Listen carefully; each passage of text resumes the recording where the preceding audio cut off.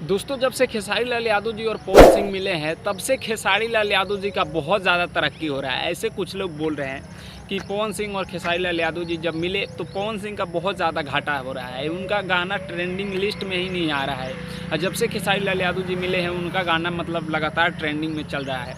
ऐसे कुछ लोग आके फेसबुक पे यूट्यूब पे बक रहे हैं, तो ऐसा कुछ नहीं है। खेसारी लाल यादव जी का नाम ही ट्रेंडिंग स्टार ऐसे नहीं पड़ा है भाई, ट्रेंडिंग में उनका गाना हमेशा चलता रहता है, जिसके कारण उनका नाम ट्रेंडिंग स्टार पड़ा है। तो ट्रेंडिंग स्टार का गाना ट्रेंडिंग में नहीं जाएगा तो किसका जाएगा।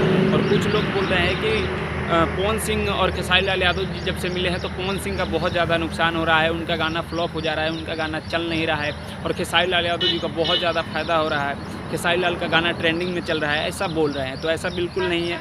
दोनों मिले हैं, बहुत मतलब खुशी है सबको, और होनी चाहिए भोजपुरी इंडस्ट्री में सबको एक साथ होकर काम करना चाहिए। और खेसारी लाल यादव की बात रही तो वो ट्रेंडिंग स्टार है, उनका गाना मतलब कुछ भी बोलेंगे तो वो ट्रेंडिंग में जाएगा ही, ये आम बात है उनके लिए ट्रेंडिंग लिस्ट। और अभी यूट्यूब लिस्ट का जो जारी हुआ था, जो कि अभी खेसारी लाल यादव जी 3 नंबर पे सर्च हुए हैं और उनके नीचे हैं पवन सिंह। तो ये इस पे भी बात कर लेते हैं। तो ये खेसारी लाल यादव जी मतलब हमेशा मतलब पवन सिंह से ऊपर ही आते हैं। बाकी आप लोगों को पता चल गया होगा कि पवन सिंह और खेसारी लाल यादव जी के मिलने से सब कुछ सही है, ऐसा कुछ नहीं है कि मिलने से ये हो गया। बाकी आप लोग नीचे कमेंट बॉक्स में ज़रूर बताइएगा कि वीडियो कैसा लगा है। मिलते हैं आप सभी से जल्दी नेक्स्ट वीडियो में, तब तक के लिए जय हिंद, जय भोजपुरी।